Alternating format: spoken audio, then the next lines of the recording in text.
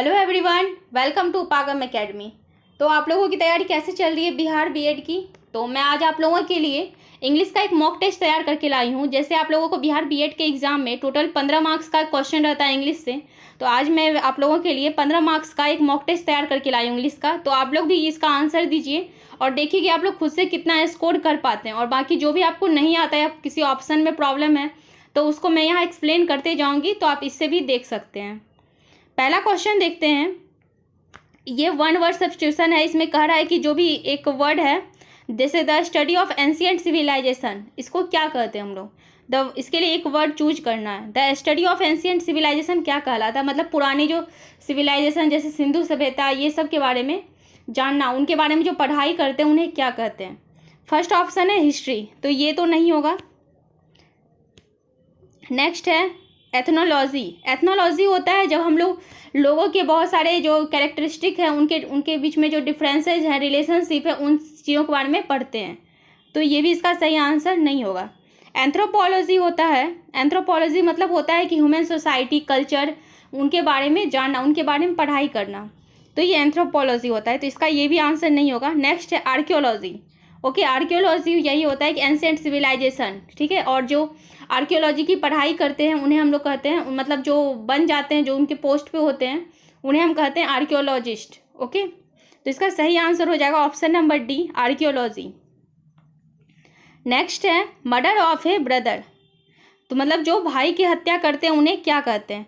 पहला ऑप्शन है पैट्रिसाइड। Okay, patricide means होता है जो फादर की हत्या करते हैं, मतलब murder of a father.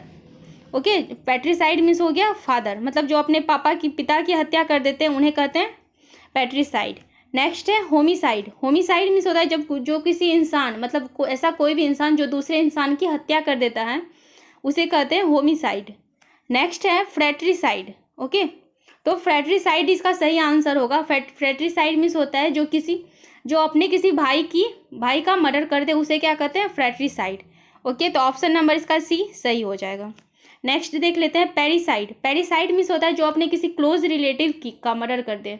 Okay, जो अपने किसी क्लोज रिलेटिव की हत्या कर दे उसे कहते हैं पैरिसाइड। ठीक है, तो ये भी इसका आंसर नहीं होगा। इसका सही आंसर हो जाएगा ऑप्शन नंबर सी, फ्रैट्रिसाइड। नेक्स्ट है स्पेशलिस्ट ऑफ किडनी। मतलब जो किडनी के एक्सपर्ट होते हैं, मतलब किडनी के जो स्पेशलिस्ट होते हैं उन्हें क्या कहते हैं? पहला ये देखते हैं ऑर्थोपेडिस्ट। ओके, ऑर्थोपेडिस्ट मीन्स होता है जो हड्डी के डॉक्टर होते हैं, हड्डी में जो चोट लगे रहते हैं उनके जो डॉक्टर होते हैं उन्हें कहते हैं ऑर्थोपेडिस्ट। ऑन्कोलॉजिस्ट। ओके, ये होता है कैंसर। ऑन्कोलॉजिस्ट मतलब जो कैंसर डिपार्टमेंट होते हैं, जो कैंसर के डॉक्टर होते हैं उन्हें क्या कहते हैं? ऑन्कोलॉजिस्ट। कैंसर के बारे में पढ़ाई करना, ये क्या कहलाता है? ऑन्कोलॉजिस्ट। पेडियाट्रिस्ट। ओके, मतलब जो शिशु, जो जैसे बच्चे जो होते हैं उन्हें जो रोग होता है उनके बारे में, उनके जो स्पेशलिस्ट होते हैं उन्हें क्या कहते हैं? पेडियाट्रिस्ट। और नेक्स्ट है ये नेफ्रोलॉजिस्ट। तो स्पेशलिस्ट ऑफ किडनी क्या हो जाएगा? नेफ्रोलिस्ट। ओके, इसका सही आंसर हो जाएगा नेफ्रोलॉजिस्ट। नेक्स्ट है, इसमें कह रहा है out of the 4 alternatives choose the one which best express the meaning of the given word and mark it.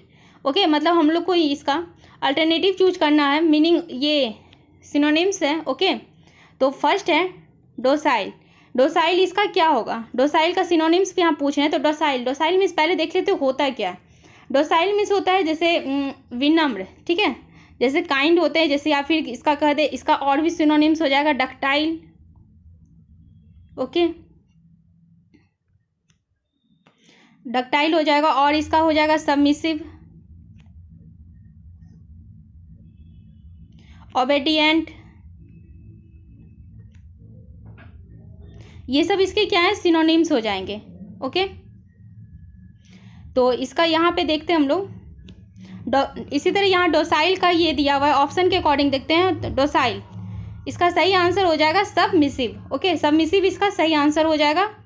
और भी इसके सिनोनिम्स अभी हमने देखे, डक्टाइल, ओबेडिएंट, ये सब इसके और भी सिनोनिम्स। इसका मतलब देता है, डोसाइल का मतलब होता है विनम्र। और ऑप्शन देख लेते हैं, स्टबर्न। स्टबर्न मीन्स होता है, स्टबर्न मीन्स होता है जिद्दी। ओके, स्टबर्न मीन्स हो जाएगा जिद्दी। स्ट्रॉन्ग मीन्स मजबूत, जानते। चेंजेबल मीन्स मतलब जो आसानी से चेंज हो जाए, बदल जाए। तो इसका डोसाइल का सही सिनोनिम्स हो जाएगा सबमिसिव। ओके, डोसाइल का सही आंसर हो जाएगा सबमिसिव। नेक्स्ट है बेलफुल। ओके, बेलफुल मीन्स क्या होता है? बेलफुल, हार्मफुल, डाउटफुल, यूजफुल या हेल्पफुल। तो बेलफुल, इसका सही आंसर क्या होगा? इसका सही आंसर हो जाएगा हार्मफुल। ओके, मतलब जो हमारे लिए हानिकारक है, जो हमारे लिए अच्छा नहीं है। और भी इसके सिनोनिम्स क्या हो जाएंगे? तो हॉस्टाइल, जैसे TILE, हॉस्टाइल। और क्या हो जाएगा? मैलिसियस, ये भी इसके सिनोनिम्स हो जाएंगे। ओके, हॉस्टाइल, मैलिसियस, ये इसके सिनोनिम्स हैं। तो इसका सही आंसर हो जाएगा बेलफुल का हार्मफुल। ओके, नेक्स्ट है फ्लिम्सी। फ्लिम्सी मीन्स क्या होता है? ओके, फ्लिम्सी मीन्स क्या हो जाएगा? फ्लिम्सी मीन्स होता है जैसे कोई भी चीज़ बहुत कमज़ोर होता है, जो आसानी से टूट जाता है, ठीक है, उसे क्या कहते हैं हम लोग? फ्लिम्सी। तो इसका सही ऑप्शन हो जाएगा ऑप्शन नंबर ए, वीक। और इसका और भी सिनोनिम्स अगर देख लें तो वीक, ओके, या फिर लाइट, या ब्रेकेबल हो जाएगा, या फिर फ्रेजाइल। या आप लोग इसका मतलब स्पेलिंग भी देखते चले, क्योंकि स्पेलिंग से भी आ जाता है कि इसमें से कौन सा वर्ड करेक्ट है, इनकरेक्ट है, ये चूज करना। तो फ्लिम्सी का क्या हो जाएगा? और भी synonyms, weak, light, fragile. Okay, next देखते हैं choose the alternative which best express the meaning of the idiom या फ्रेजेस। ओके, ये ईडियम या फ्रेजेस का इसका मतलब बताना है। तो क्वेश्चन नंबर 7 है to die in hardness. Okay, to die in hardness, इस ईडियम्स का क्या होगा इसका मतलब? तो इसका मतलब होता है टू डाई, जैसे पहला ऑप्शन देखते हैं, प्रीमेडिटेटेड मर्डर। ओके, तो ये नहीं होगा इसका। Dying young in an accident, ये भी नहीं है। To die while in service, या फिर to be taken by surprise. तो टू डाई इन हार्डनेस मतलब होता है, मतलब आप जब जॉब में हैं, आप सर्विस में हैं, उसी टाइम आपकी मतलब बीच में ही, आप रिटायरमेंट से पहले ही आपकी मृत्यु हो जाए, तो वो होता है टू डाई इन हार्डनेस। तो इसका सही आंसर हो जाएगा option number C, to die while in service. मतलब जब नौकरी कर रहे हैं कहीं पे भी, तो सर्विस के दौरान ही आपकी मृत्यु हो जाए, तो वो क्या होता है? To die in hardness.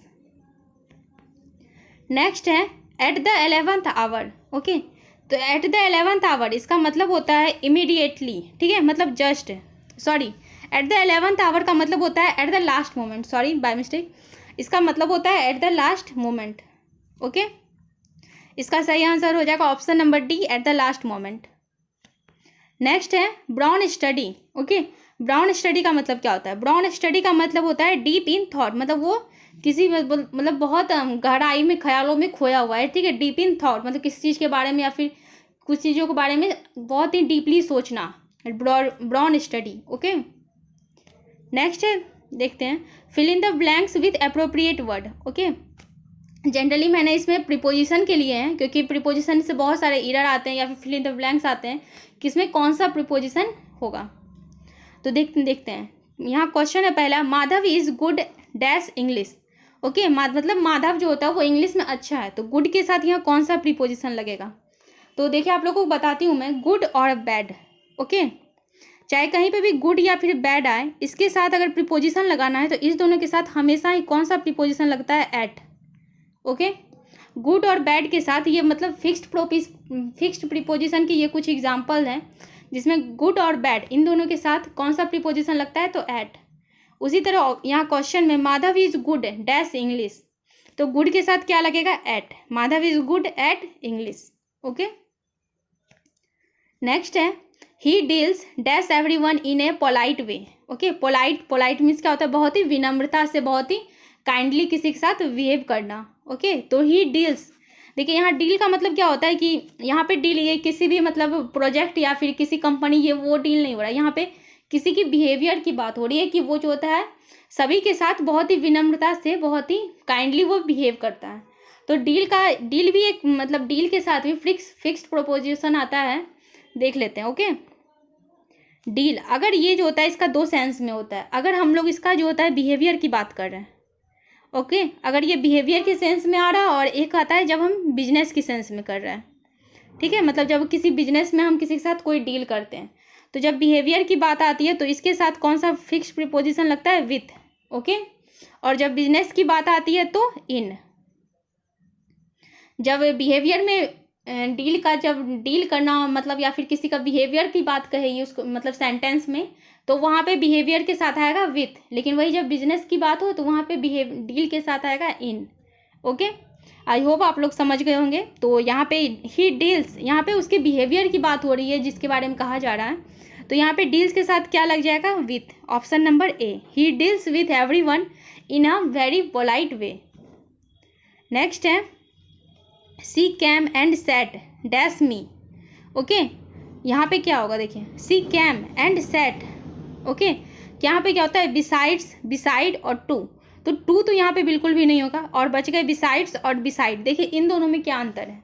Beside means होता है जब यहाँ बिसाइड, बिसाइड मीन्स होता है बगल में। ओके, बिसाइड मीन्स हो जाएगा बगल में, और बिसाइड्स मीन्स होता है के अतिरिक्त, इसके अलावा। ओके, बिसाइड्स मीन्स हो जाता है के अतिरिक्त। तो अब हम लोग खुद से सेंटेंस में लगा के देखते हैं कि इसमें से कौन सा सही बैठ रहा है। She came and sat beside, अगर हम बिसाइड्स का यूज करते हैं, ओके, तो she came and sat beside me, मतलब वो आई और मेरे अतिरिक्त बैठ गई, ये तो नहीं सेंटेंस में सेट कर रहा है। तो नेक्स्ट ऑप्शन देखते हैं, beside, he she came and sat beside me. Okay, तो बिसाइड मतलब वो आई और मेरे बगल में बैठ गई, तो ये सेट कर रहा है सेंटेंस में। तो सही क्या हो जाएगा, option number B, she came and sat beside me. Okay, तो ऑप्शन नंबर बी इसका सही आंसर हो जाएगा।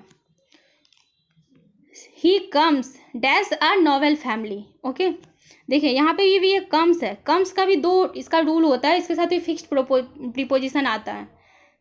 ओके, जैसे यहाँ पे COM कम। ओके, कम बात करें, इसके साथ जो होता है ये अगर दो की बात हो, ठीक है, मतलब अगर ये कहीं पे प्लेस, किसी भी जगह की जहाँ बात हो, ओके, कि मतलब ये उस जगह का है, ठीक है, तो प्लेस की बात हो तब हम लगाते हैं फ्रॉम, कम फ्रॉम। ओके, ये यहाँ से आया, वहाँ से आया है। लेकिन जब ये किसी भी मतलब हो कि बिलोंग्स टू, मतलब ये वहाँ से बिलोंग करता है, ये वहाँ से मतलब इसका ये रिलेशन है। ओके, तो बिलोंग टू की बात है, मतलब ये वहाँ से बिलोंग करता है, तो इसके साथ हम कम के साथ लगाते हैं ऑफ। ओके, तो यहाँ पे ही comes dash a noble family, तो यहाँ पे भी ये जो होता है ये कम ऑफ। ओके, कम ऑफ जो होता है ये एक फ्रेजल वर्ब है, इसका मतलब होता है वो कहीं से वो बिलोंग कर रहा है। तो यहाँ नॉवेल फैमिली से वो आता थोड़ी है, वो जगह थोड़ी है नॉवेल फैमिली, मतलब वो एक क्या कहते हैं वहाँ पे वो उस फैमिली से वो बिलोंग करता है, उस फैमिली का वो एक हिस्सा है। तो यहाँ पे इसके साथ आ जाएगा of, option number B, he comes of a noble family, मतलब वो एक नॉवेल फैमिली से आता है, वहाँ से वो बिलोंग करता है। ओके, अगर आप लोगों को इसी तरह और फिक्स्ड प्रीपोजिशन के और भी आप लोगों को मतलब फिक्स्ड प्रीपोजिशन के आप लोगों को चाहिए, इसके नोट्स चाहिए, या फिर आप लोगों को इस पर एक डिटेल वीडियो चाहिए, तो आप लोग कमेंट कीजिए उनका, तो फिर मैं बनाऊंगी उस पर वीडियो। ओके, नेक्स्ट है choose the word opposite in meaning to the given word. Okay, यहाँ पे इसका एंटोनिम्स पूछ रहा है। जैसे यहाँ पहला सेंटेंस है क्रॉनिक, ये पिछले साल मतलब पिछले साल या फिर ये प्रीवियस ईयर क्वेश्चन ये आया हुआ है। ओके, क्रॉनिक, क्रॉनिक मीन्स क्या होता है, तो क्रॉनिक का पहले मतलब देख लेते हैं।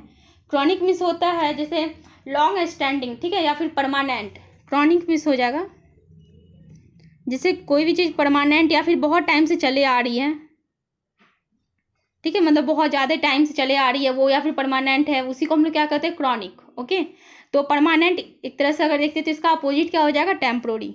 ओके, तो इसका हो जाएगा ऑप्शन नंबर बी, टेम्पोररी। अगर इसका और भी ऑप्शन मतलब देखें,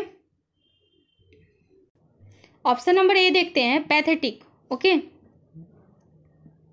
एक सेकेंड, ऑप्शन नंबर अगर ए देखें तो क्या है, पैथेटिक। ओके, पैथेटिक मतलब होता है डिसअपॉइंटेड, हेल्पलेस। ओके, जैसे बहुत ही कोई अगर उदास हो गया या फिर डिसअपॉइंटेड है तो उसे हम लोग क्या कहते हैं, पैथेटिक। ओके, टेम्पोररी बताएं चुके, मतलब बहुत ही कम टाइम के लिए। माइल्ड, माइल्ड मीन्स क्या होता है, माइल्ड मीन्स होता है जेंटल। ओके, इसका सिनोनिम्स हो जाएगा माइल्ड का जेंटल। ब्रोकन मीन्स टूटा हुआ। ओके, ये जानते होंगे आप लोग। तो क्रॉनिक का एंटोनिम्स क्या हो जाएगा, टेम्पोररी। क्रॉनिक का मतलब परमानेंट और उसका उल्टा हो जाएगा टेम्पोररी। नेक्स्ट है, और ये आप लोगों के सेट का लास्ट क्वेश्चन, इसका ये है cartel. Okay, cartel, cartel means क्या होता है ये पहले जानते हैं। कर्टेल मीन्स होता है कंप्रेस करना। ओके, कंप्रेस करना या फिर मतलब रिड्यूस करना, किसी चीज़ को घटाना। ओके, COMPRESS, कंप्रेस करना या फिर रिड्यूस करना। और इसका अगर सिनोनिम्स देखें तो मिटिगेट, ओके, MITIGAT, मिटिगेट या फिर एब्रीविएट, ये भी होता है कि छोटे रूप में लिखना। ओके, इसी को घटाना, एब्रीविएट मीन्स भी होता है, ये भी इसका सिनोनिम्स हो सकता है।